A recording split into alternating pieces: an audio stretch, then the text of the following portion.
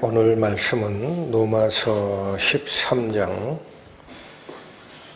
8절에서 마지막 14절까지 말씀입니다. 로마서 13장 8절부터 살피겠습니다. 피차 사랑의 빛 외에는 아무에게든지 아무 빚도 지지 말라. 남을 사랑하는 자는 율법을 다 이루었느니라. 간음하지 말라, 살인하지 말라, 도적질하지 말라, 탐내지 말라 한 것과 그 외에 다른 계명이 있을지라도 내 이웃을 내 자신과 같이 사랑하라 하신 그 말씀 가운데 다 들었느니라. 사랑은 이웃에게 악을 행치 아니하나니 그러므로 사랑은 율법의 완성이니라. 또한 너희가 이 시기를 알거니와 자다가 깰 때가 벌써 되었으니 이는 이제 우리의 구원이 처음 믿을 때보다 가까웠음이라. 밤이 깊고 낮이 가까웠으니 그러므로 우리가 어두움의 이를 벗고 빛의 갑옷을 입자. 낮에와 같이 단정히 행하고 방탕과 술 취하지 말며 음란과 호색하지 말며 쟁투와 시기하지 말고 오직 주 예수 그리스도로 옷 입고 정욕을 위하여 육신의 일을 도모하지 말라. 기도하시겠습니다. 하나님 아버지, 오늘 저희는 하나님께서 세상을 살아갈 당신의 자녀들인 저희들에게 어떠한 마음으로 그 세상을 살아가라 하시는지 기록한 말씀을 통하여 살피고자 합니다. 하나님께서 명하신 그 명령의 깊은 뜻 저희가 온전히 다 이해하지 못한다 하더라도 각자의 가슴 속에 깨달아지는 은혜를 허락하여 주시고 그 깨달은 만큼은 자신의 삶에 적용하고 하나님께 돌아가는 은혜가 있기를 원하오니 저희 손을 잡아 인도하여 주옵소서. 예수님 이름으로 기도 올립니다. 아멘. 우리가 로마서 13장부터 살폈던 삶의 지침들이 있었습니다. 크게 세 가지 영역으로 나눈다면 낮은 자세에서 주님의 몸된 교회를 섬겨라. 또 우리를 반대하는 핍박자를 저주하지 말고 그들을 위하여도 하나님께 기도하라. 또 하나, 통치 권력은 주께서 세우신 질서로 받아들이라 라는 이 지침들을 배웠습니다. 오늘 말씀은 그렇다면 이러한 삶을 가능하게 하는 성품, 이러한 삶을 살아갈 수 있게 하는 덕스러운 성품, 우리의 덕성은 무엇이 있겠느냐라는 겁니다. 여러분 오늘 예배에 참석하시기 전에 한번 읽어보셨습니까? 안 읽어보셨어도 조금 전에 읽어보셨어요. 오늘 본문이 우리에게 가르치는 덕성은 크게 두 가지입니다. 절제와 사랑입니다. 나의 욕심 혹은 세상을 향하여는 절제하라. 하나님과 그 뜻을 향하여는 사랑하라. 이 큰 가르침 속으로 들어갑니다. 8절 갑니다. 피차 사랑의 빛 외에는 아무에게든지 아무 빚도 지지 말라라고 합니다. 여러분, 사랑의 빛 외에는 누구에게든지 어떤 종류이든지 불문하고 빚을 지지 말라라고 합니다. 그렇다면 이 말이 무슨 뜻이냐? 빚을 진 삶을 살지 말라. 이게 무슨 뜻이냐? 여러분 빚은 한마디로 남의 돈이죠. 남의 돈. 남의 돈이고 이게 경영학적 차원에서는 타인자본이라고 합니다. 타인자본. 사업을 위하여 필요한 돈을 조달하는 방법이 두 가지가 있습니다. 하나는 내 돈을 투자하는 게 있어요. 이걸 자기자본이라고 해요.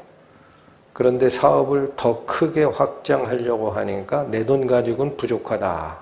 이렇게 생각이 들면 남의 돈을 빌어온 게 있습니다.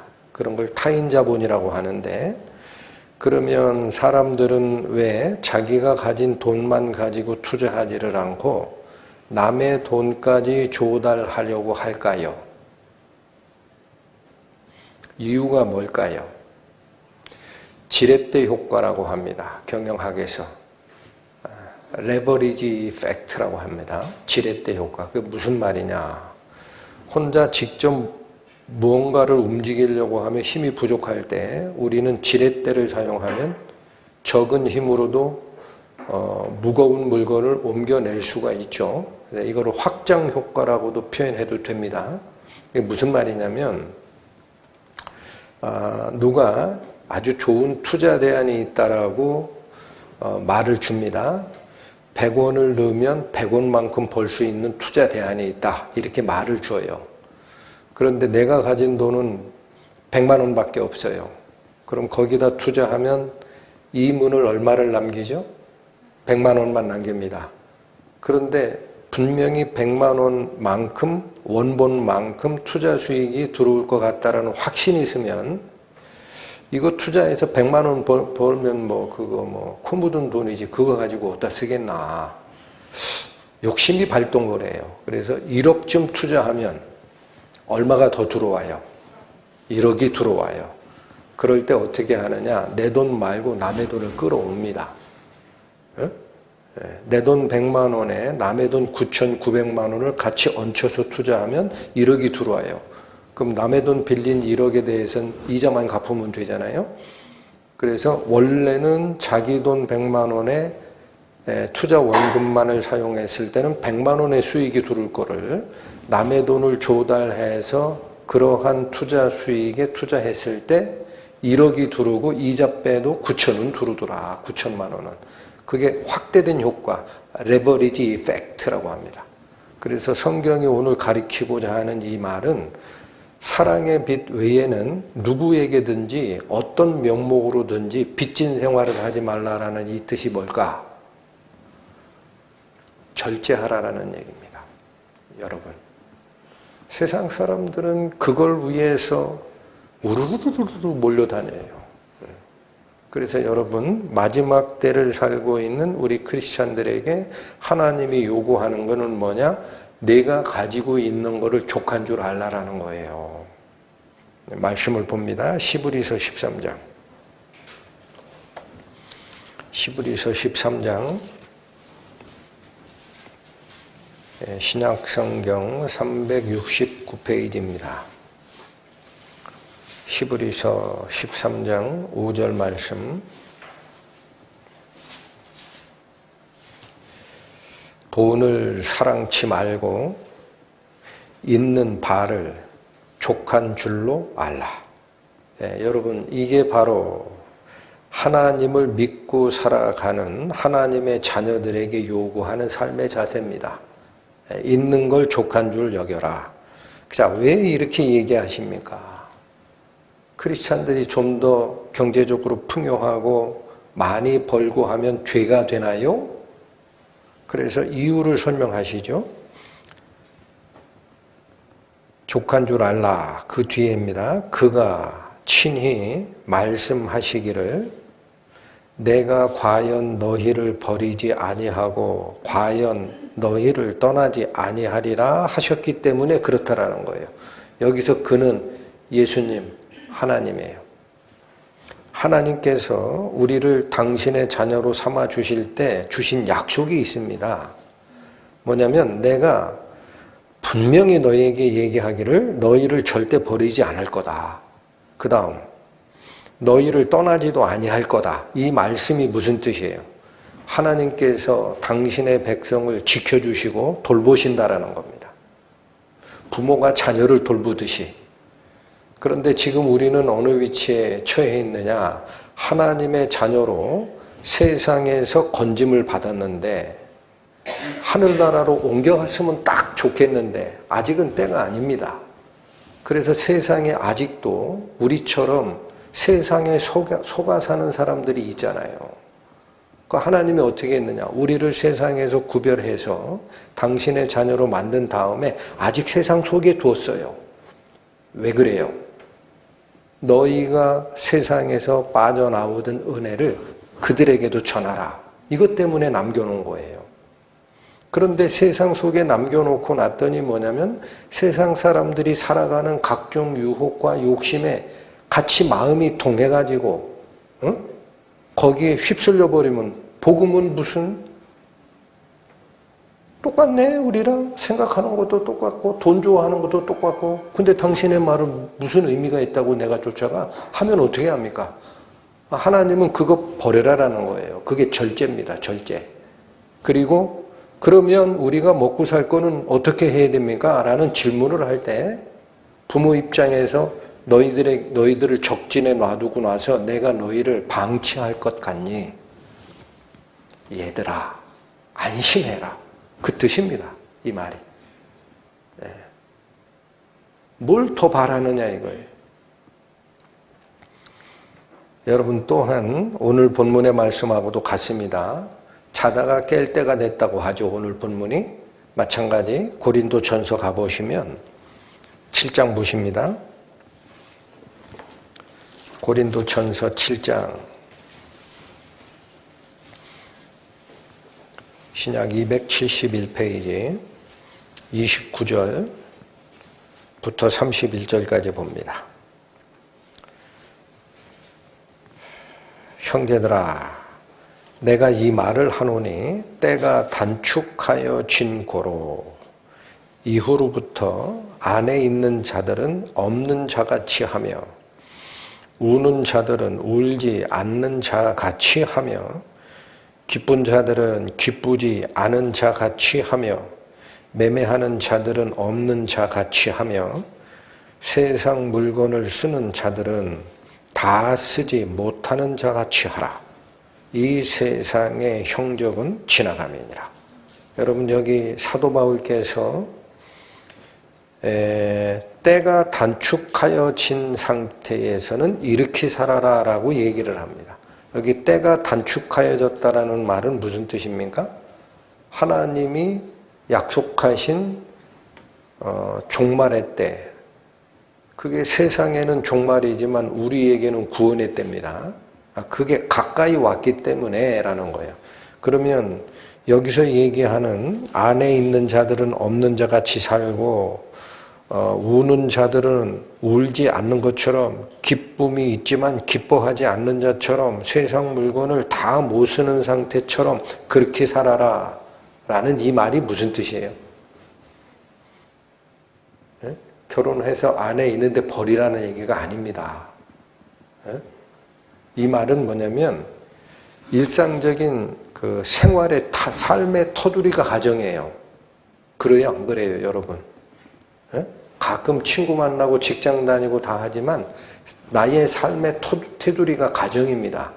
그러니까 그 일반적인 삶의 테두리 안에서 사는 게 인생이었어요. 또 하나 그런 일상적인 삶을 살다가 기쁨도 있고 슬픔도 있어요. 그런 걸 느끼며 살아요. 그게 일상적 삶에서 얻는 희노애락 감정입니다. 삶의 맛입니다. 삶의 맛. 또 이러한 삶을 위해서는 물질이 필요하니까 자꾸 물질을 어떻게 하면 불려낼까, 어떻게 하면 이거를 다 쓰고 내가 죽을까, 이런 생각 속에서 살지 않겠습니까? 그러니까 세상 속에서 사람들이 살아가는 삶의 테두리, 사람들이 그 속에서 얻는 희노애락 감정, 또 그들이 몰두하는 물질에 대한 문제, 이 생활 패턴에서 얼른 벗어나라라는 거예요. 문 앞에 예수님이 와 계신데도 그 생활 계속 할 거냐? 양심이 그걸 잘못됐다라고 지도하지 않겠느냐라는 얘기입니다. 그래서 오늘 본문으로 다시 돌아오시면 제가 아까 서두에서 꺼낸 말씀이 있습니다. 교회에서 주님의 몸된 교회를 섬기고 믿지 않는 자에게는 저주보다는 기도를 해주고 하나님이 허락하신 통치체제는 질서로 받아들이는 마음을 가지고 살아라 라는 구체적 지침보다 더 중요한 것이 오늘 본문이 우리에게 얘기하는 삶의 마음 자세입니다. 두 가지라 그랬어요. 하나가 절제요, 하나가 사랑입니다. 그 절제를 먼저 얘기하시더라. 아무에게도 아무 빚도 지는 생활을 하지 말라. 그거 욕심이다라는 거예요. 가진 것을 만족하게 여기고 있는 것도 못 쓰고 죽을 자처럼 절제하고 살아라. 오늘 본문 다시 옵니다. 로마서 13장 8절. 피차 사랑의 빚 외에는 아무에게든지 아무 빚도 지지 말라 그랬습니다. 그렇다면 우리가 어쩔 수 없이 빚진 자로 살아가는 요소가 하나가 있다라는 거예요.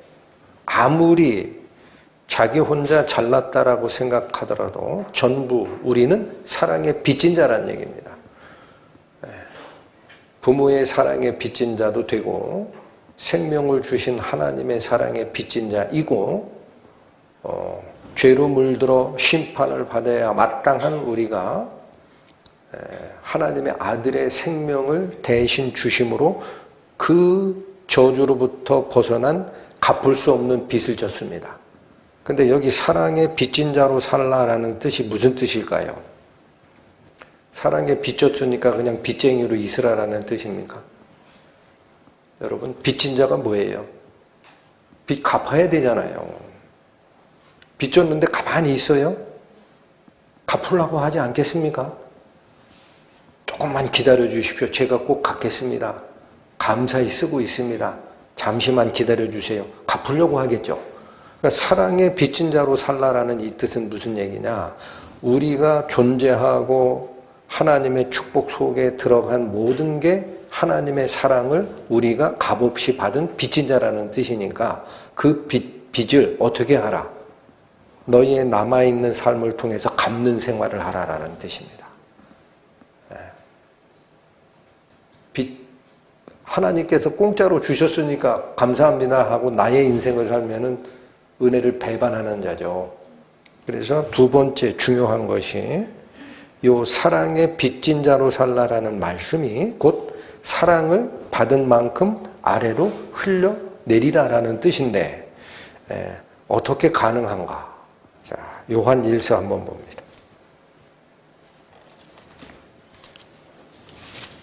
신약성경 392페이지 요한 1서 4장 7절 말씀 10절까지 봅니다. 사랑하는 자들아 우리가 서로 사랑하자. 사랑은 하나님께 속한 것이니. 자, 여러분 여기 하나 정의를 하고 갑니다. 사랑은 사람에게 속한 겁니까? 하나님께 속한 겁니까? 그 말은 무슨 뜻입니까? 타락한 사람은 사랑하는 속성 자체를 잊어버렸다라는 거예요. 사랑은 하나님께 속한 것이니 사랑하는 자마다 하나님께로 나서 하나님을 알고. 자, 여기 출생이 바뀐 자가 있습니다.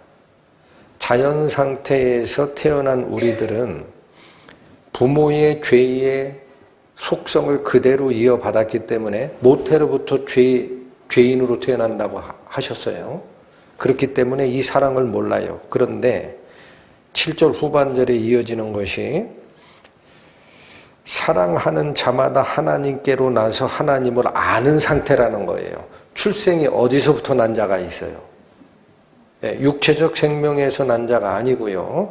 하나님께로부터 난 자가 있습니다.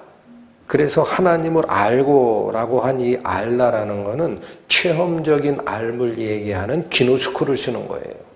하나님의 사랑을 체험하고 하나님으로부터 다시 태어난 이들이 있다라는 거예요.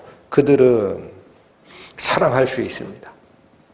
뭐가 바뀌었기 때문에 그래요? 성품이 바뀌었기 때문에. 8절 사랑하지 아니하는 자는 하나님을 알지 못하나니 이는 하나님은 사랑이심이라. 여기서도 하나님을 알지 못한다 라고 할 때 그 알다가 일반적인 인지적 알물 얘기하는 게 아니라 기노스코입니다. 하나님을 체험한 적이 없어요.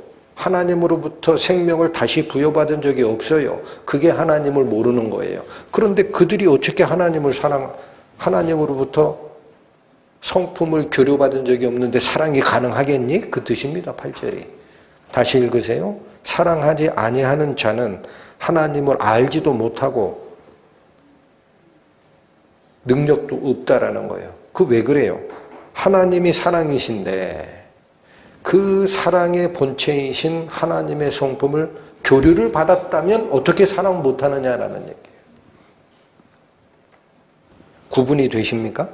7절은 사랑할 수 있는 자가 있어요. 하나님으로부터 낳고 하나님을 경험했던 자들이 사랑을 할 수가 있다. 8절은 사랑할 수 없는 자가 있다. 하나님을 알지도 못하고 하나님과 관련도 없었던 자이기 때문에 태생부터 가지고 있는 이기심으로만 살아갈 거다. 9절 하나님의 사랑이 우리에게 이렇게 나타난 바 되었으니 하나님이 자기의 독생자를 세상에 보내심은 저로 말미암아 우리를 어떻게 하려 하심이라? 예, 여러분 그래서 하나님께서 어머니 뱃속에서 태어난 육체적 생명 말고 또 다른 생명을 우리에게 부여하는 것과 그리스도께서 십자가에 돌아가시고 우리를 다시 살리는 것이 같은 거라는 겁니다. 같은 거라는 거예요. 그걸 지식적으로 아는 게 거듭남이 아니다라는 거예요. 이 사랑의 성품을 받은 자들만이 그걸 알게 되는 거예요. 그래서 이 사랑을 받으면 9절 다시 읽습니다. 하나님의 사랑이 우리에게 이렇게 나타난 바 되었으니 하나님이 자기의 독생자 예수 그리스도를 그런 뜻입니다. 세상에 보내심은 저로 말미암아 우리를 어떻게 하려 하심이라? 네, 여러분 여기서 죄사함보다 먼저 거명하는 게 있습니다. 우리를 살리려고 보냈다라는 거예요. 그러면 우리가 살아났으면 죽었을 때랑 바뀐 게 있어야죠. 죽으면 활동을 못합니다. 살아나면 인식하고 활동합니다. 여러분 그래서 구원, 죄사함은 인지적인 게 아니라 변화입니다. 여러분 반드시 변화되게 되어 있습니다. 이 변화를 위해서 죽으셨다라는 거예요. 10절 사랑은 여기 있으니 우리가 하나님을 사랑한 것이 아니요 오직 하나님이 우리를 사랑하사 우리 죄를 위하여 화목제로 그 아들을 보내신 이 사건이 곧 하나님께서 우리를 사랑하신 핵심이다. 네.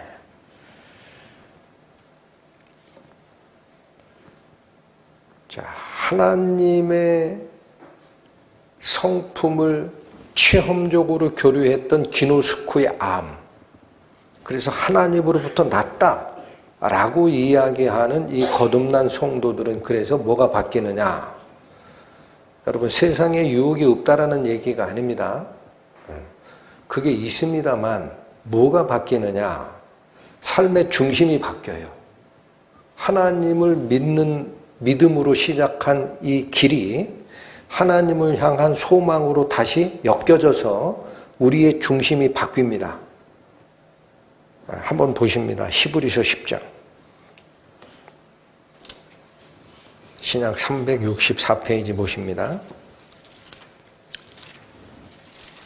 히브리서 10장 23절에서 25절 봅니다.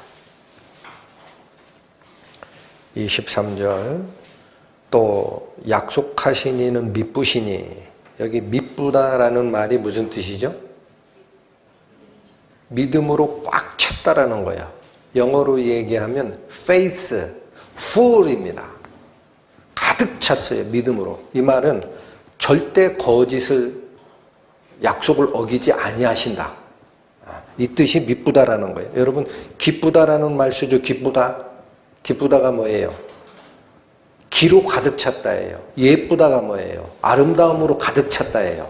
우리 말이 그 뜻이에요. 뿌다라는 게 그 어미입니다. 미쁘다라는 건 뭐냐? 믿음으로 가득 찼다라는 거예요. 쉽죠? 하나님께서는 다시 봅니다. 또 약속하신 이는 믿음으로 꽉 차 있으니 그런 뜻입니다.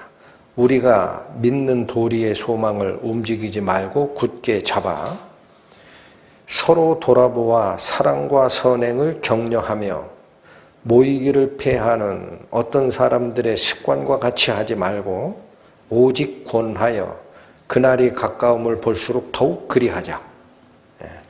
자, 여기서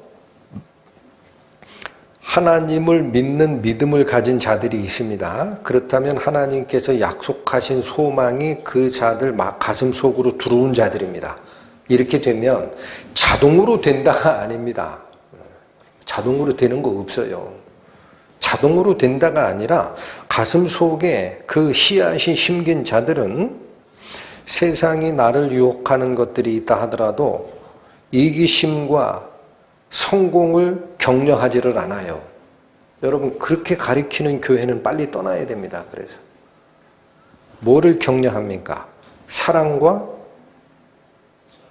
선행을 격려합니다. 이 길이 맞소라고 얘기합니다. 하나님을 믿고 실제 하나님에 대한 소망으로 이 속에 씨가 심겨진 자들은요, 삶의 목적지가 바뀝니다. 사랑하는 게 맞고 선행하는 게 맞소, 그렇게 이야기하지 세상에서 성공하시오라는 이야기를 안 합니다.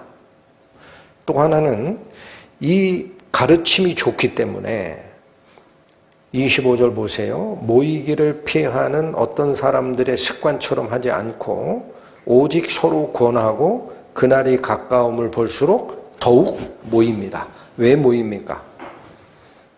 여러분, 오늘 왜 오셨어요? 아까운 시간 내서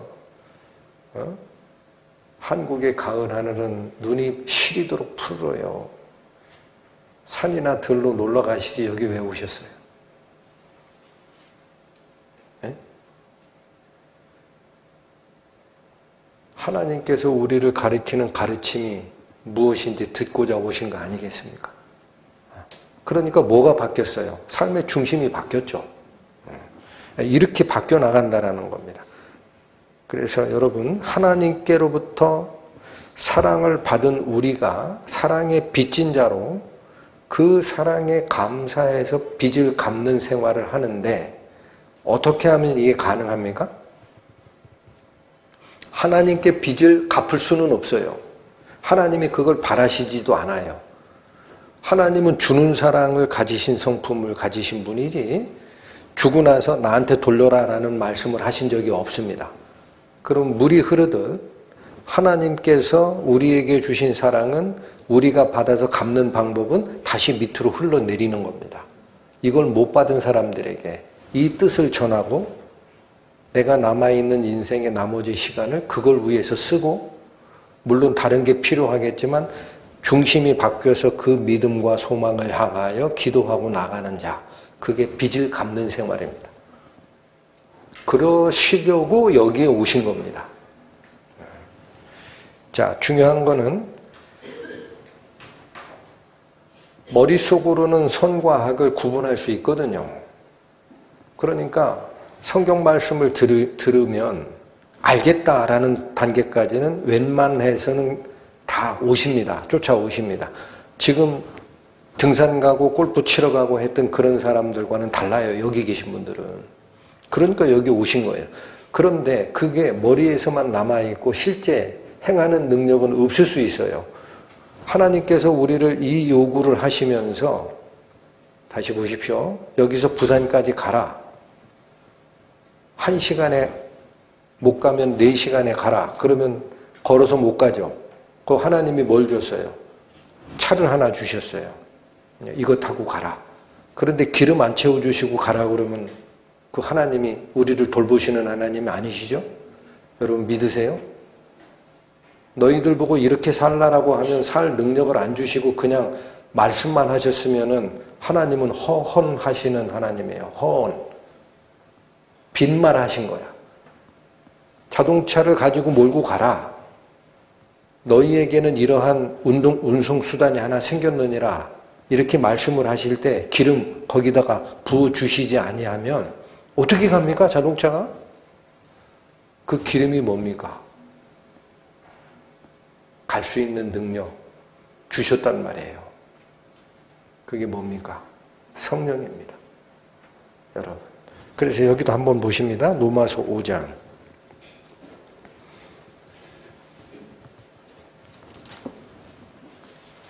신약 245페이지 로마서 5장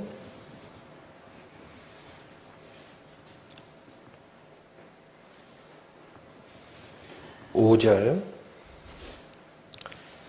소망이 부끄럽게 아니함은 자 이거 말씀을 드린 지가 한참 돼가지고 기억이 잘 안 나실 것 같은데 이 히브리적 표현 방식에서 소망이 부끄럽게 아니한다라는 게 무슨 뜻이라고 그랬습니까? 무슨 뜻이라고 알려드렸죠? 그 소망을 믿었는데 소망이 실제가 안 되면 나는 다른 사람들한테 이거 쫓아가야 됩니다 얘기했다가 창피해지고 나쁘끄러운 일이 생기죠. 그래서 소망이 부끄럽게 아니하므이라는 것은 소망은 우리를 절대 실망시키지 않는다라는 뜻이에요. 반드시 이루어진다라는 거예요. 이거 기억하시라 그랬어요. 소망이 우리를 실망시키지 않고 확실하게 이루어지는 것은 그런 뜻입니다. 우리에게 주신 무엇으로 말미암아?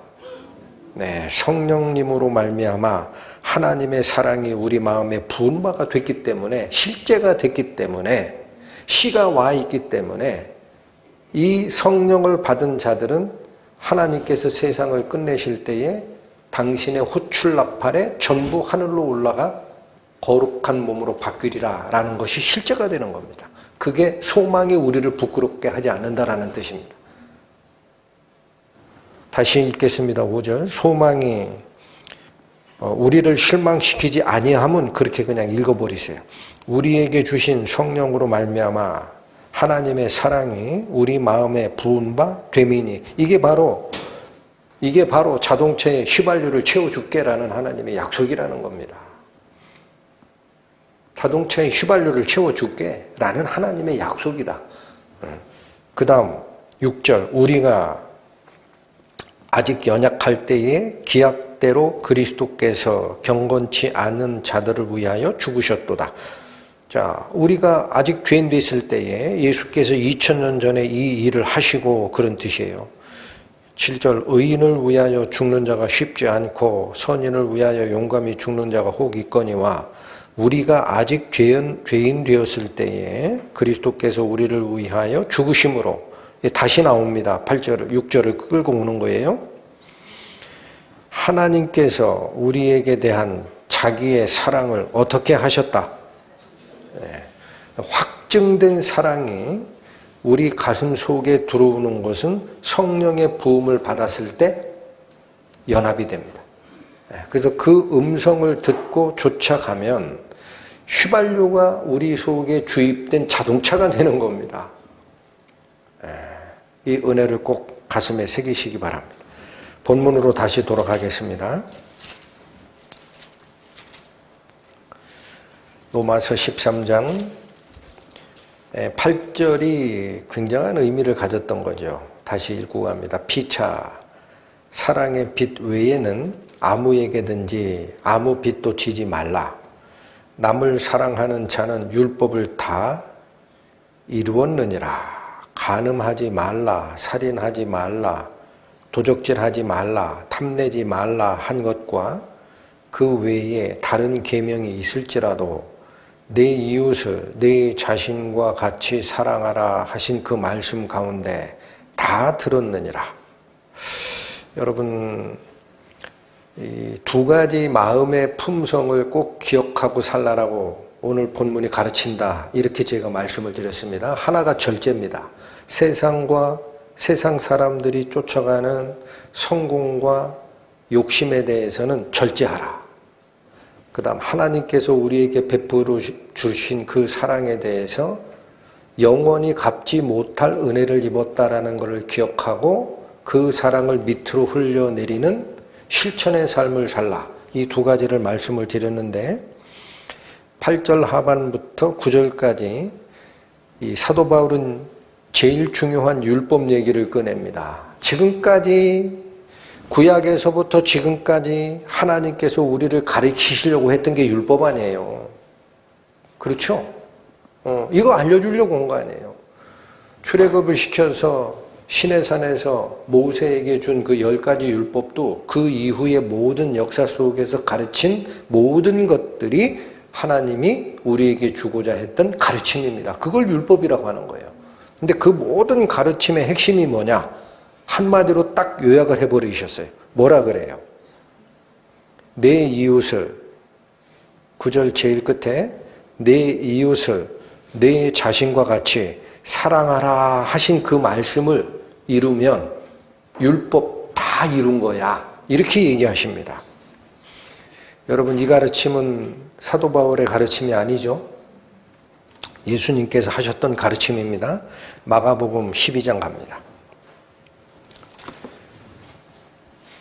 신약 76페이지 마가복음 12장 28절에서 34절. 그 당시 성경과 율법을 잘 안다라고 하는 서기관 중에 한 사람이 예수님의 율법 지식을 시험한 겁니다. 이게 그 내용입니다. 28절부터 봅니다. 서기관 중 한 사람이 저희의 변론하는 것을 듣고 예수께서 대답 잘하신 줄을 알고, 자, 여기 표현이 재밌죠? 예수라는 저 사람 답변 참 잘하네.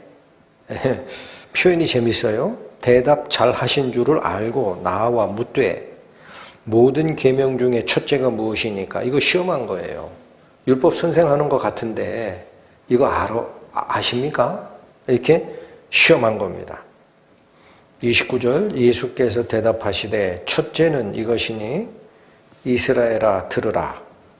주 곧 우리 하나님은 유일한 주시라.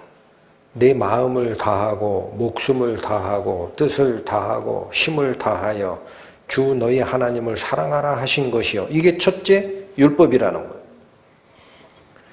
31절 둘째는 이것이니 내 이웃을 내 몸과 같이 사랑하라 하신 것이라. 이에서 더 큰 계명이 없느니라.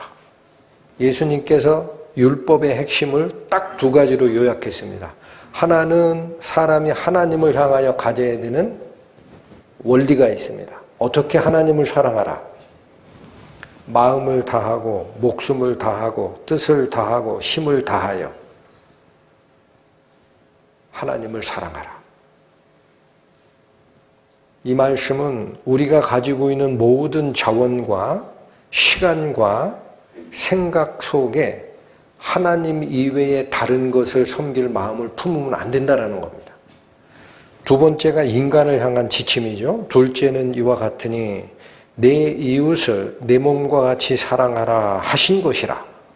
그래서 하나는 하나님을 향한 계명이고 하나는 인간관계를 주도할 계명입니다. 살인하지 말라, 간음하지 말라, 도적질하지 말라, 거짓 증거하지 말라, 내 이웃의 것을 탐하지 말라 하는 모든 계명은 어디로 다 통한다는 겁니까? 내 이웃을 내 몸처럼 사랑하면 그런 일은 안 하게 된다라는 거예요.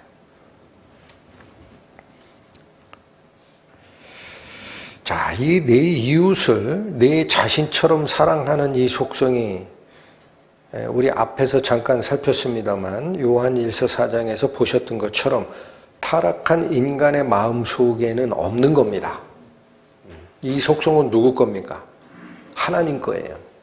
그런데 타락하기 전에 사람의 속에 있었던 것도 하나님의 형상을 따라 만든 성품이 그 속에 있었기 때문에 가능합니다. 그러니까 우리가 내 이웃을 내 몸처럼 사랑하라라는 이 계명이 가능하려면 타락하기 전의 성품을 회복하면 되는 겁니다. 이건 인간으로서는 못합니다. 누가 이 일을 해 주십니까? 우리를 거듭나게 하시고 성령으로 능력을 주시고 하나님의 자녀를 삼아 주시면서 하나님께서 이끄시는 바로 그겁니다. 근데 세상 사람들은 이웃을 뭐로 이해를 하고 있어요, 지금? 성경은 이웃을 너처럼 사랑해라 이렇게 얘기합니다. 세상은 이웃을 어떤 존재로 인식하게끔 가르치고 합니까? 경쟁 상대입니다. 여러분, 경쟁 상대예요. 초등학교 들어간 아이들에게 네가 1등 해야 되고 네가 뒤처지면 안 되고 네 친구들보다 더 위로 올라가야 돼. 이걸 가르치지. 내 이웃을 내 몸처럼 사랑하라라고 가르치질 않아요. 여기가 왜 그러냐? 그게 경쟁을 부추기는 이기심에 싹이 났기 때문에 그래서. 그게 세상 사람과 우리가 가지고 있는 인생의 목표, 길이 다른 이유입니다. 10절 다시 가보시면 로마서 13장 10절 한 번 더 얘기하십니다. 왜 내 이웃을 내 자신과 같이 사랑하라 하신 그 말씀이 인간 계명인 살인하지 말라, 간음하지 말라, 도적질하지 말라, 탐내지 말라 한 그 계명을 다 총괄하는 것이냐 하면 10절 사랑은 이웃에게 악을 행치 아니하나니 그러므로 사랑은 율법의 완성이니라. 자, 사랑은 이웃에게 악을 행치 아니한다라는 이게 예수님께서도 조금 전에 살폈던 마가복음의 그 시험 사례에서 얘기했던 것처럼 요약한 핵심이 되고 예수님 살아 계실 때 가장 유명한 랍비 중 하나가 힐렐입니다. 힐렐, 샴마이 이 두 분이 쌍두마차였는데 이 힐렐이라는 랍비도 내가 싫어하는 것을 남들에게 행하지 말라. 이게 모든 율법의 정수다. 이렇게 가르쳤습니다. 그래서 저는 오늘 여기 나오는 이 말씀 10절의 말씀입니다. 사랑은 이웃에게 악을 행치 아니하나니 이 말이 예수님 입에서도 아까 우리 마가복음 12장인데 한 번만 더 갑니다. 마태복음 7장 한번 가보십니다. 마태복음 7장 이 말씀 하셨습니다. 신약 10페이지 마태복음 7장 12절 보십시오. 그러므로 무엇이든지 남에게 대접을 받고자 하는 대로 너희도 남을 어떻게 하라? 이게 오늘 로마서 13장 10절에 사랑은 이웃에게 악을 행치 아니하나니라는 말씀의 다른 쪽 버전입니다. 여러분 로마서 13장 10절에 사랑은 이웃에게 악을 행치 아니하나니라는 것은 금령의 차원에서 금하는 차원에서 한 말이라면 마태복음 7장 12절에 무엇이든지 남에게 대접을 받고자 하는 대로 너도 남을 대접하라 라는 것은 긍정적 차원에서의 지침입니다. 그러니까 무슨 얘기냐? 내가 남에게 대우를 받고 싶은 게 있어요.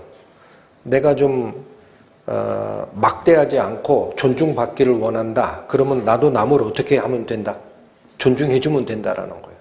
내가 무시받지 않고 살아가기를 원한다. 그러면 너도 남을 무시하지 말라. 내가 배고플 때 먹을 게 있기를 원한다. 그러면 너도 남이 배고플 때 그에게 내 음식을 나눠주는 게 맞다. 이 뜻입니다. 그래서 이게 인간관계의 황금률이라고 합니다. 뭐라고 말씀드렸어요? 인간관계의 황금률. 모든 것을 다 아우를 수 있는 절대적인 원칙. 이게 뭐냐? 남에게 대접받고 싶은 대로 너도 남에게 대접하랍니다. 이게 이기심으로 물든 타락한 인간에게는 찾을 수 있었다 없었다?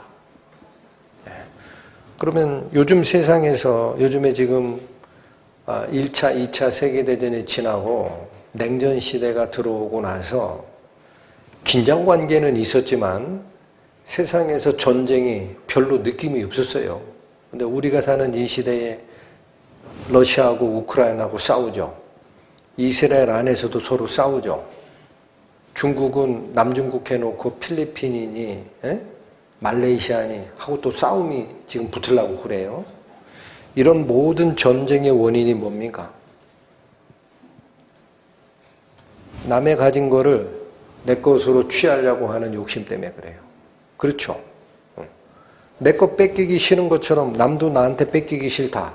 이걸 알면 또 내가 가진 총칼이 저들을 죽일 수 있다는 게 전쟁 아닙니까?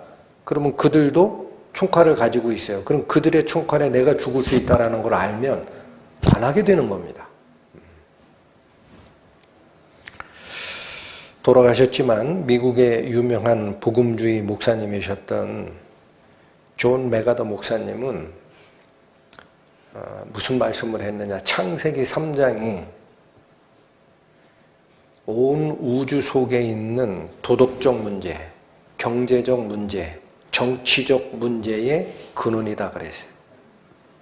창세기 3장이 뭐길래요? 그게 아담과 하와의 선악과 따먹는 타락 사건이에요. 하나님이 뭐라고 얘기하셨어요? 동산 각종 나무의 열매는 네 마음대로 먹어도 돼. 여기가 허가된 영역입니다. 하나님이 이만큼을 막지 않았죠. 딱 하나 막았죠. 동산에 있는 모든 나무의 열매는 네 마음대로 따먹어. 하나만은 먹지 마라. 그죠? 그런데 이 많은 것이 있음에도 불구하고 요 하나 금해진 거, 이것까지 내가 한번 가볼까 하고 욕심을 내고 하나님을 뒤로 던졌던 그 이기심, 그게 도덕의 타락을 가져와 경제적인 무질서를 가져와 정치적인 전쟁을 가져오는 원인이라는 거예요. 자, 오늘 본문으로 다시 돌아보십니다. 로마서 13장 8절과 9절 10절에서 절제와 사랑을 말씀하신 후에 11절 또한 너희가 이 시기를 알거니와 자다가 깰 때가 벌써 되었으니 이는 이제 우리의 구원이 처음 믿을 때보다 가까웠음이니라. 또한이라는 말을 쓰는 이유는 하나 더 덧붙일 게 있다는 겁니다. 절제와 사랑의 마음 자세로 살아가라 라는 이 원칙에 하나를 더 덧붙이고 싶다. 그게 또한의 의미입니다. 무슨 말씀을 하시는 거죠? 너희가 이 시기를 알거니와. 자, 이 세상의 때를 잘 판단하고 있지 않느냐? 어떤 때입니까? 자다가 깰 때가 벌써 되었다라는 거예요. 그래서 우리는 어떻게 하라? 우리의 구원이 처음 믿을 때보다 가까웠다. 이 말이 무슨 뜻이에요? 여러분, 우리의 구원이라는 이 문장에서의 구원은요, 실제적인 실행을 얘기하는 구원입니다. 그리스도께서 땅에 다시 내려오셔서 선과 악을 갈라내시고 당신이 심어준 새로운 생명을 잉태한 자들은 데리고 올라갑니다. 그리고 남아있는 이 땅은 어떻게 돼요? 하나님의 공의의 심판 아래 처하게 됩니다. 그게 우리에겐 구원이고 하나님을 믿지 아니하였던 자들에겐 심판입니다. 그래서 여기 우리의 구원이라고 합니다. 우리의 구원이, 즉 최후의 심판이 우리가 하나님을 처음 믿었을 때보다 시간상으로 가까이 와 있다는 거예요. 이 말씀 드리면 지지난번인가 수련회 때도 한 분이 오셨다가 안타깝게 가는 모습을 봤는데, 아니 목사님, 사도 바울이 로마서 쓰던 때가 지금부터 2000년 전 아닙니까? 그때도 가까웠다고 하는데 지금도 가까웠어요. 언제 가까웠어요? 앞으로 2000년 또 지나가도 그때도 가까웠다고 얘기할 건데, 이거 기독교가 가지고 있는 최대의 사기 아니야? 이 비슷한 질문을 하셨어요. 그러고 떠나셨어. 참 안타까워. 여러분, 이 말씀의 본질적 뜻이 뭡니까? 이 말씀의 본질적 뜻이 세상은 끝이 있고 그 끝에는 하나님께서 선과 악을 구분하시기 위해서 오신다라는 거예요.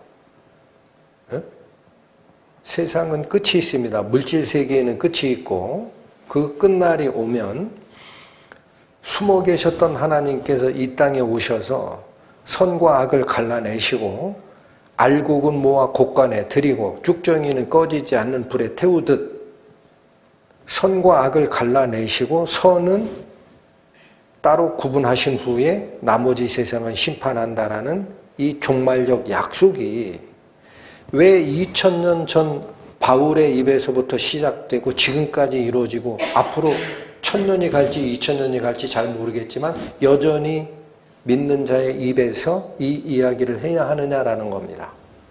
사기 아닙니까? 정도껏 해야지. 2000년간 사기쳤으면 그만해야지. 왜 이 얘기를 계속합니까? 여기 잘 보십시오. 11절. 자다가 깰 때가 됐다고 얘기합니다. 12절도 그렇죠. 밤이 깊고 낮이 가까웠으니 그러므로 우리가 어둠의 일을 벗고 빛의 갑옷을 입자. 그죠? 자꾸 낮이 왔다라 그래요. 13절도 낮에와 같이 단정히 행하고 방탕이나 술취함이나 음란이나 호색이나 쟁투나 시기는 그쳐라. 이 이야기를 계속합니다. 이게 무슨 뜻일까요? 여러분, 우리 구원받은 성도들이 꼭 기억할 게 있습니다. 세상으로부터 하나님의 선택을 받아서 당신의 자녀로 거듭남, 생명을 주시고 나서도 곧바로 하늘로 올리지를 않고 이 세상에 다시 내보내셨어요. 그리고 왜 여기다 둡니까? 적진인데. 그렇잖아요. 적진인데 왜 여기다 내비둬요? 복음 전하라는 거예요. 근데 중요한 것은 뭐냐? 그 안에 같이 살다 보면 세상이 이야기하는 가치관과 욕심에 같이 물들 수가 있어요. 그래서 요한복음 17장 거룩한 대제사장의 기도에 보면 내가 원하는 바는 이들을 데려감이 아니요 이들을 세상에 남겨둠이지만 아버지여 저들을 진리로 거룩하게 하시고 세상에서 지켜주소서라고 기도하고 갑니다. 예수께서. 그게 무슨 말이냐면 세상에 남겨진 파송자인 우리가 수면제를 먹을 수 있다는 얘기입니다. 에? 여러분 우리가 수술 들어갈 때 수면 마취하면 아무것도 모르죠? 세상에 파송된 하나님의 자녀들이 수면제를 먹은 상태가 될 수 있다는 겁니다. 거기서 깨어나는 것이 있다. 그렇다면 어느 게 수면제입니까? 세상에서 성공하고 세상에서 즐거움을 누리고 그 기쁨 속에 취하고 하는 이런 것들이 나의 삶을 주관하고 있느냐를 돌아보시라는 거예요. 내가 지금 일주일 동안 살아가는 과정에 돈을 위하여, 즐거움을 위하여, 나의 건강을 위하여, 기타 자녀의 행복을 위하여 그것만 보고 가는 거냐? 그러면 영을 잠들게 하는 수면 마취에 들어간 거야. 이걸 기억하라는 얘기입니다.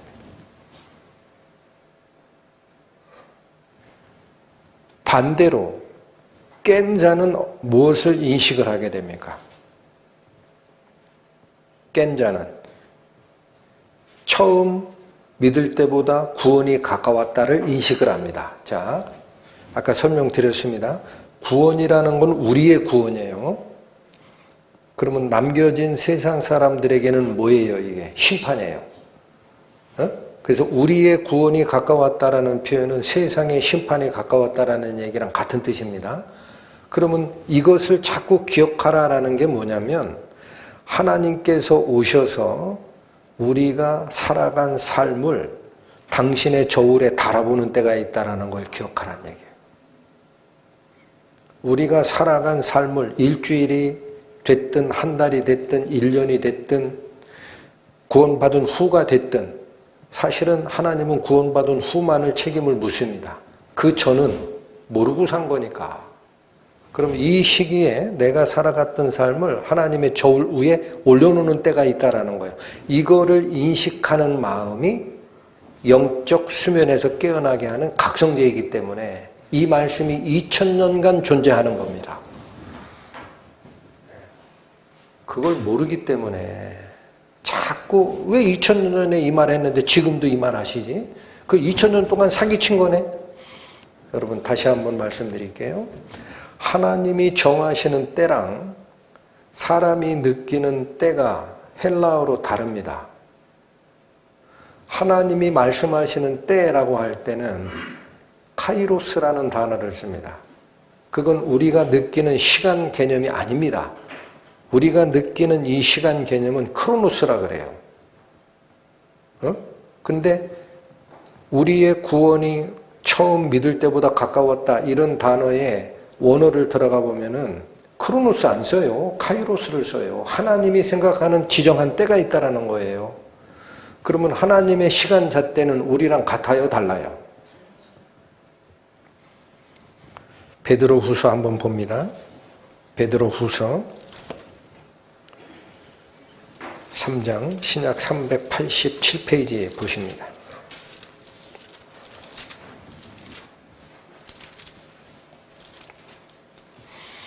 베드로후서 3장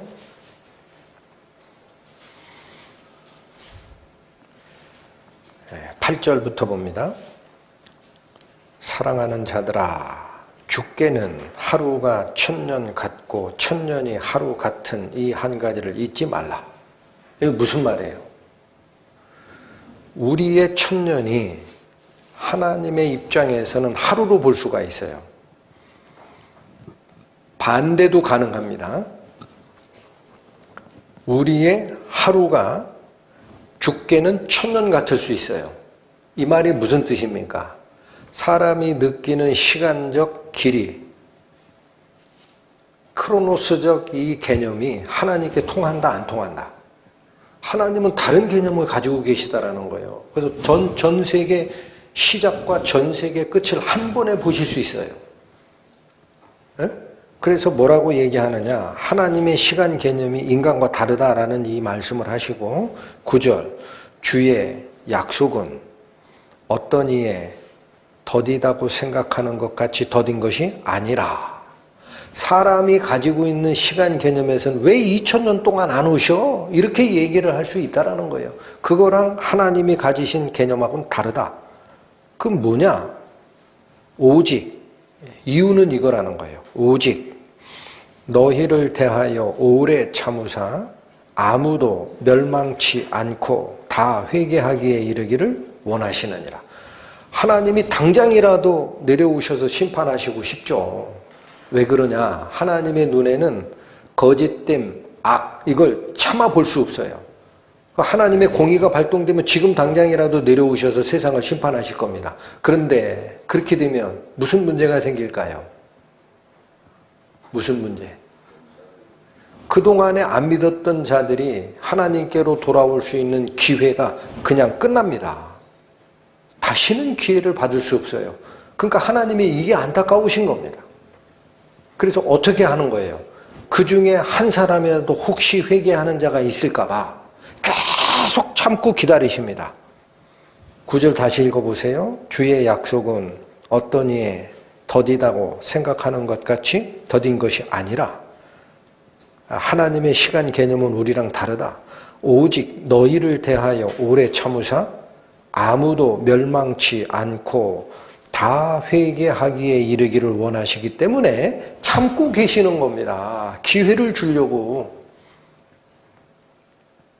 그러니까 8절에 있었던 그 말씀 가져오세요. 우리의 1000년이 그분의 하루 같다. 이 말씀을 가져오면은 하나님이 지금 며칠 기다렸어요? 이틀 기다렸어요, 이제. 이해가 되십니까? 우리는 2000년 기다렸지. 하나님이 이틀 기다렸어요. 얘들아, 회개해라. 얼마나 앞으로 이틀 더 기다릴지, 그건 우리는 모릅니다. 하나님의 주관하시는 카이로스의 시점이 딱 되면 하나님이 딱 결정하십니다. 우리가 가지고 있는 크로노스적 시간 1분, 1시간, 하루, 1년 이 개념이 아니고 그게 다 참은 오신다라는 거예요. 자, 10절 갑니다. 그러나 여기 잘 보십시오. 하나님께서 아무도 멸망치 않고 다 회개하기에 이르기를 원하시기 때문에 인간적 시간 개념으로 지금 2000년을 기다리고 계신 거지요. 그런데 이게 끝까지 간다? 그렇지 않다. 네, 다 보십시오. 10절. 그러나 주의 날이 도적같이 오리니. 도적같이 온다는 게 뭐예요? 도적이 예고하고 와요? 예고치 않고 와요? 예고하지 않고 오죠. 도적같이 오리니 그날에는 여기 말씀 잘 읽어주시기 바랍니다. 하늘이 큰 소리로 떠나가고, 이 표현은 우주가 바뀌는 겁니다. 하늘이라고 표현했을 때는 이 땅이, 여러분 창세기 1장에서 얘기하는 천지창조의 그 원문이 태초에 하나님이 천지를 창조하시니라. 우리 성경이 그렇게 번역이 되어 있죠. 원문대로 하면 어떻게 되느냐. 태초에 하나님이 하늘들과 땅을 창조하시니라라고 되어 있어요.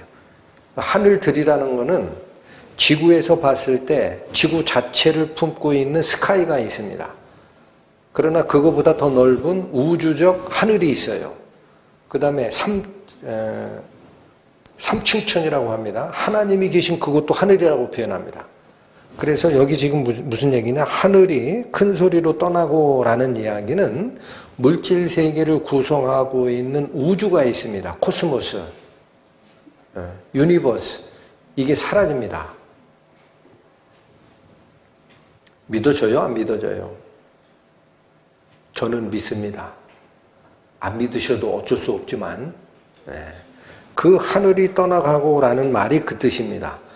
지구를 포함하고 있는 온 우주, 은하계를 포함한 그 우주가 사라집니다. 또 이게 어떻게 가능하냐 했더니 체질이 뜨거운 불에 풀어지고 땅과 그 중에 있는 모든 일이 드러나리로다. 이 말이 무슨 뜻이에요? 여기 체질이라고 번역된 단어 있습니다. 이게 뭐예요? 영어로 엘리먼트, 원소입니다. 원소가 뭐예요? 수소, 헬륨, 리베부타노오픈의 집을 나만 알지 PS 콜라, 리튬, 베릴륨, 부탄, 탄소, 질소, 산소, 프로판. 이게 중학교 때 배웠던 건데 기억이 나요. 수소, 헬륨부터 엘리먼트, 원소 주기율표라는 게 있죠. 그 원소 주기율표가, 그 원소가 이 엘리먼트예요. 그러니까 우리가 알고 있는 개념으로 얘기하면은 물질의 구성 요소인 원자가, 잘 들으셔야 돼요. 체질이 그 뜻이에요. 그 엘리먼트, 원자가 뜨거운 불에 풀어질 때가 있다라는 거예요. 원자가 다 분해가 됩니다. 원자가 분해가 안 되게 만들어 놨어요, 하나님이. 그런데 이 우라늄 같은 이 금속들은 양성자와 중성자가 균형이 안 맞는 그런 우라늄들이 있거든요. 이게 방사성 동위원소라고 그래요. 얘네들이 자꾸 밖으로 튀어나가려고 하면서 원자핵의 이 짜임새를 흔들어 버리거든요. 그걸 딱 고폭탄이라고 합니다. 폭발장치로 그걸 딱 자극을 주는 순간 원자가 분열이 시작이 됩니다. 그게 뭐예요? 원자폭탄이죠. 그런데 하나님이 붙들고 있는 핵을 단단하게 붙들고 있는 그 핵력이라고도 하고 강력이라고도 합니다. 복잡한 얘기니까 그 정도 할게요. 그 힘을 하나님이 딱 해제를 해버리면 모든 원소가 원자 분열을 합니다. 그때가 온다라는 겁니다. 여러분, 그때가 옵니다.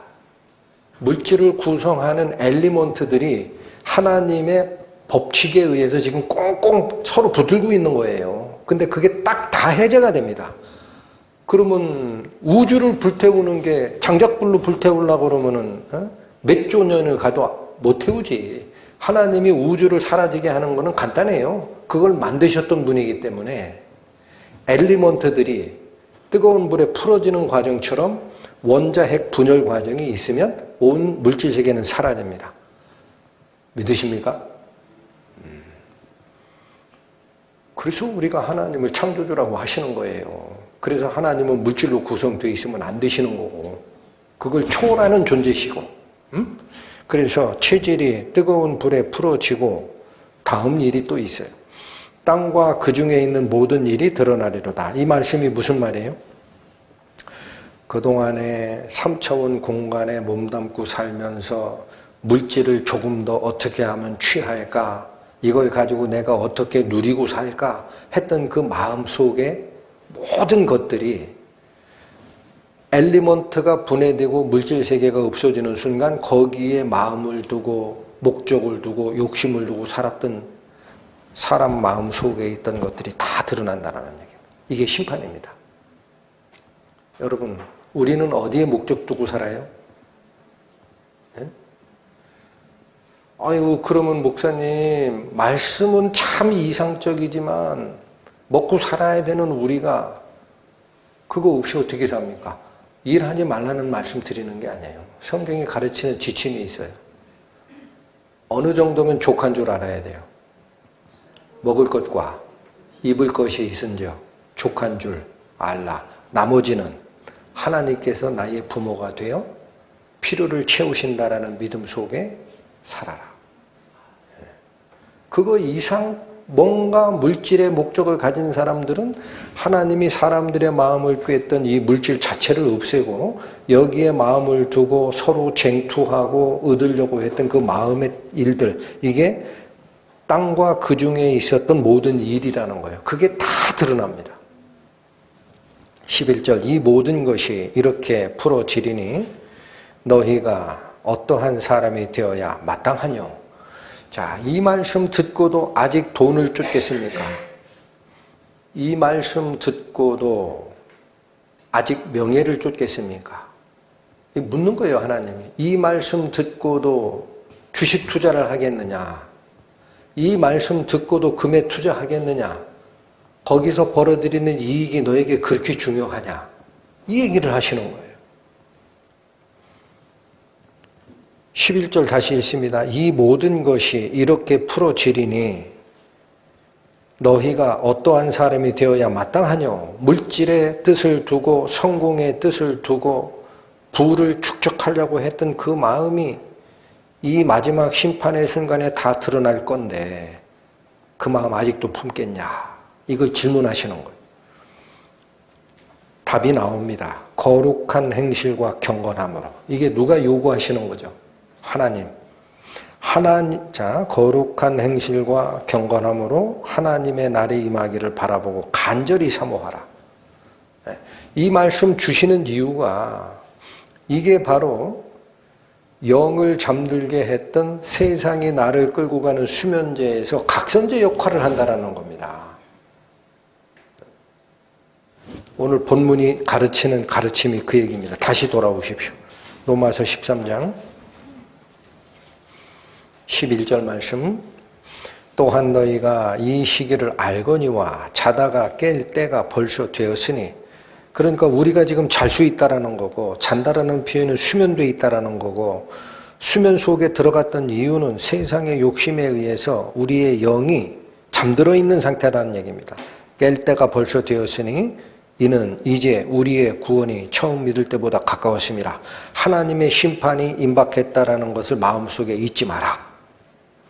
12절, 밤이 깊고 낮이 가까웠으니. 여러분, 밤이 깊고 낮이 가까웠다, 이 표현이 무슨 말이죠? 밤이 깊으면 12시잖아요. 밤 12시. 그러면 낮이 올라가 그러면 새벽 6시인데 한참 먼데 왜, 시간적으로 한참 먼데 왜 밤이 깊으면 낮이 가깝다 그래요? 이건 비유적 표현입니다. 여러분, 밤 12시가 어두워요? 동트기 전이 어두워요? 잘 모르시는구나. 나중에 인터넷 찾아보세요. 동트기 전이 가장 어둡다 그래요. 사람이 느끼는 어두움의 정도는요, 12시에 어두운 게 아니에요. 동트기 전이 가장 어두워요. 그러니까 밤이 깊었다라는 것은 동트기 직전이다라는 뜻으로 받으시면 돼요. 동트기 직전이고 낮이 가까웠으니 그 뜻입니다. 그러므로 우리가 무엇을 벗고 무엇을 입자? 어둠의 일을 벗고 빛의 갑옷을 입자. 어둠의 일을 벗자라는 말씀을 11절 개념으로 하면은요, 수면제에서 각성제를 맞고 깨어나라라는 얘기예요. 어둠의 일은 밤에 일어나는 일들입니다. 자고 있다라는 거예요. 그래서 이 이야기를 13절이 다시 밝힙니다. 낮에와 같이 단정히 행하고 방탕과 술 취하지 말며 음란과 호색하지 말며 쟁투와 시기하지 말라. 세 가지 카테고리로 하지 말 것을 지시합니다. 방탕과 술 취하는 것은 누가 하는 거예요? 영이 수면돼 있고 세상에 목적을 두고 있는 세상 사람들이 쫓아가는 겁니다. 세상 사람들은 뭐를 원하는 거냐? 여러분, 세상 사람들이 도덕을 원하고 진리를 원하고 선을 원할까요? 저는 요즘 세상을 바라볼 때 절대 아니다라는 확신을 가지고 있습니다. 법이 나를 구속하지 않는 범위 내에서 있죠. 나의 만족도를 최대한 끌어올리는 걸 선으로 이해를 합니다. 지금 세대들이. 대화해 보십시오. 100%입니다. 내가 현행법을 어기지 않았다면 내가 남에게 피해 주지 않고 나의 모든 것을 최대한 끌어올리고 싶은데 그게 왜 죄요? 라고 얘기합니다. 그래서 그 마음을 끌고 가는 그 유혹에 자기의 만족 극대화를 위해서 행하다 보면 방탕한 생활하는 거예요. 술 취하는 거고. 응? 거기서 더 나가면 어디로 갑니까? 음란과 호색으로 가죠. 응? 그래서 이게 지금 동성애 문제도 될 뿐만 아니라 우리 기독교적 가르침 안에 있는 사람들은 이 부분에 대해서 분명한 기준이 서 있지만 세상 사람들은 동거가 그냥 문화가 됐어요. 동거. 결혼을 전제로 만나는 게 아닙니다. 나도 집이 필요하고 너도 집이 필요한데 야, 우리 그냥 같은 집에서 새 하나 내가지고 같이 살자. 이런 게 뭐예요? 그게 필요에 따라서 둘이 분명히 하나님 앞에 한 몸으로 연합된 결혼 관계가 아님에도 불구하고 삽니다. 그러다 헤어지고. 이런 게 다 음란과 호색이 하나님이 미워한다라는 사실에 기반되어야 함에도 다 잊어먹고 살아요. 그리고 이러한 인생을 즐기고 누리려고 하고 하나님 나를 타치하지 마라. 내가 원하는 대로 할 거야. 현행법이 나를 제한하는 그 범위를 넘지 않는 한에서 내 마음대로 할 거야. 나를 내버려 둬. 라고 하는 그 방탕이 결국 쟁투와 시기에서 출발했다라는 겁니다. 서로 더 취하려고 하고 나보다 저 사람이 더 많이 가지고 있으면 시기하려고 하고 하는 이 마음들. 여러분, 이게 다 뭐라고 얘기해요? 13절이 얘기하는 이거. 방탕과 술취함, 음란과 호색, 쟁투와 시기, 이게 다 뭐라는 거예요? 어둠의 일이라는 거예요. 어둠의 일. 어둠의 일이 뭐예요? 영이 잠든 자들이 쫓아가는 행동입니다. 14절. 오직 주 예수 그리스도로 옷 입고 정욕을 위하여 육신의 일을 도모하지 말라. 여러분, 13절은 벗어야 될 것을 얘기합니다. 다시 12절부터 갑니다. 밤이 깊고 낮이 가까웠으니 그러므로 어떻게 하라? 어둠의 이 일은 벗고 빛의 갑옷을 입자. 하나는 벗어던지고 하나를 걸쳐 입어라. 그죠? 근데 13절에는 벗어던질 게 있습니다. 벗어던질 거, 어둠의 일. 방탕과 술취함, 음란과 호색, 쟁투와 시기, 이런 것은 영이 수면 마취에 들어간 자들이 쫓아가는 개인적인 욕심이다. 그런데 14절 가니까 오직 주 예수 그리스도로 옷 입고 나오죠. 이게 12절하고 연결하면 이 예수 그리스도로 옷 입으라라는 거는 갑옷을 입으란 얘기예요. 빛의 갑옷을. 그러면 과거 지금부터 2000년 전에 쓰일 때니까 갑옷이라고 표현했죠. 현대적 용어로 바꾸면 무슨 얘기를 하는 거죠 지금? 잠옷 벗고 전투복 갈아입어라, 그 얘기입니다. 잠잘 때 입었던 그 무감각한 옷, 잠옷 벗고 무엇으로 갈아입어라? 전투복으로 갈아입어라. 그러니까 지금 이 선택의 과정은 단순히 삶의 두 가지 유형 중 하나를 선택하라는 이야기가 아님을 기억해야 됩니다. 이게 뭐란 얘기예요? 영적 전쟁이라는 거예요. 여러분, 전투복 입으라는 말이 그 뜻이에요. 이게 뭐다? 영적 전쟁이다. 그런데 우리의 방호복, 우리의 무장은 무엇으로 입어야 되느냐? 그리스도가 우리의 무장이고 우리의 힘이고 우리의 승리의 근원입니다. 그리스도로 옷 입으라. 예수 그리스도로 옷을 입으면 어떻게 바뀝니까? 네? 여러분, 민간인 상태에서 머리 이렇게 기르던 펑크족 청년, 어디 음식점에서 배달하던 청년, 혹은 부잣집 아들로 태어나가지고 애지중지하던 청년, 전부 다 군에 딱 소집이 돼서 훈련소에 들어가면은요, 첫 번째 하는 일이 머리 다 깎아요. 뭐 입혀요? 군복 줘요. 발끝에서부터 머리끝까지 사회생활 하다가 입고 온 거 다 반납시킵니다. 소프로 해가지고 고향으로 붙입니다. 뭘 다 갈아입힙니까? 전투복으로. 그래야 사람이 바뀌거든. 데살로니가 전서 5장 갑니다. 데살로니가 전서 5장 333페이지 펴보십니다.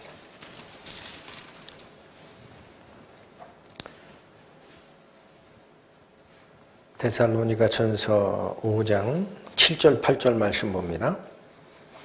자는 자들은 밤에 자고 취하는 자들은 밤에 취하되.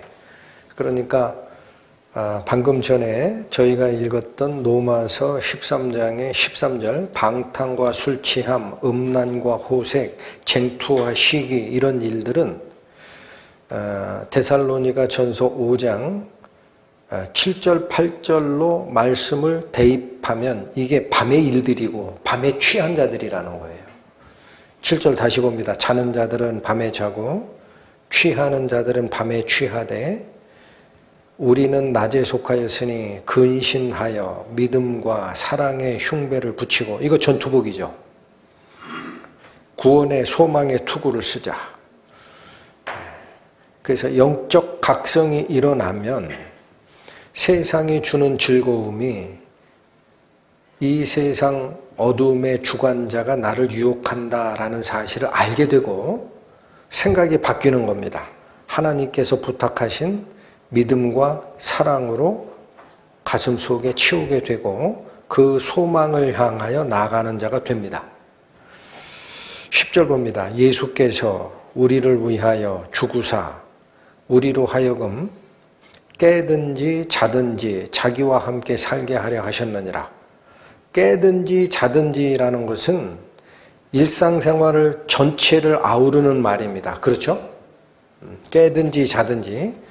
그래서 오늘 본문 로마서 13장 그리스도로 옷 입으라 라고 하셨던 로마서 13장 14절이 데살로니가 전서 5장 10절과 연결을 시켜주시면 자든지 깨든지 그리스도와 함께 살아가는 것이 그리스도로 옷 입은 겁니다.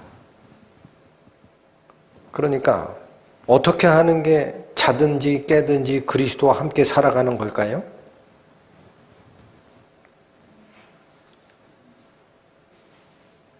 사람들은 자기가 다 결정하고 잘못됐을 때 꼭 하나님 찾아요. 자기가 결정해놓고 잘 될 걸로 보고 가다 보니까 아니거든. 그러면 하나님께 그제서 기도 자리에 나가요. 하나님, 이거 해결해 주세요. 그게 그리스도와 자든지 깨든지 같이 사는 삶이 아니라는 겁니다. 언제부터 그리스도께 나가야 돼요? 시작 전에 물어야 돼요. 그렇죠? 시작 전에 주여, 이 일을 내가 할까요 말까요? 주여, 그렇다면 이 일이 하나님께 속한 일일까요? 어둠에 속한 일일까요? 이게 제 욕심에서 나온 일일까요? 하나님께서 부탁하신 경건에 관한 일일까요?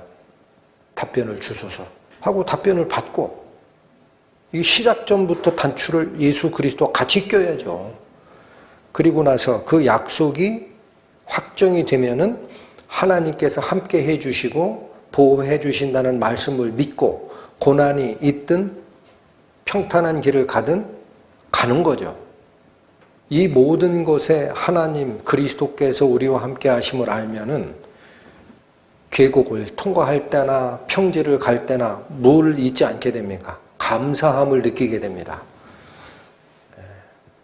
여러분, 이 감사함은요, 내가 잘해서 감사한 게 아니에요. 하나님의 기도 자리에 나가면은 나는 한없이 잘못된 게 보입니다. 그게 정상이고 그게 실제입니다. 그러나 감사할 수 있어요. 왜 감사할 수 있어요? 주께서 나와 함께 하시기 때문에. 나에게 지지하시고 손을 잡아주시고 잘못된 길로 가면 지팡이와 막대기로 방향을 틀어주시고 하시는 분이 하나님이 힘을 믿고 확인하고 검증하고 가기 때문에 항상 감사할 수 있습니다. 골로새서 4장 한 절 더 보고 마치겠습니다.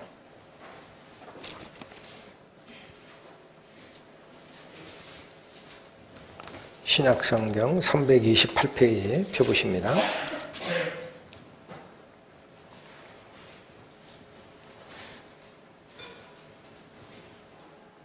골로새서 4장 2절 말씀 보겠습니다. 기도에 항상 힘쓰고 기도에 감사함으로 깨어 있으라. 여러분, 기도에 항상 힘쓰고라는 말은 내가 먼저 일을 저지르고 사건 해결사로 예수님을 기도 자리에 부르지 말란 얘기입니다.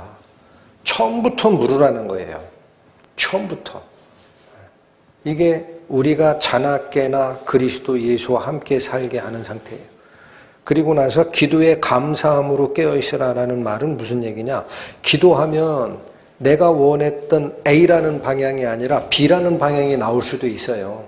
나는 평탄한 길을 원했으나 하나님은 계곡으로 인도하셨을 수도 있어요. 나는 열매를 원했으나 하나님은 쓴 뿌리를 주실 수가 있어요. 그래도 감사할 수 있어요. 왜 감사할 수 있어요? 기도해서 묻고 받은 답변, 그 길을 가는 과정이니까 이 길의 끝에는 주께서 정하신 목적이 기다린다. 이걸 아니까.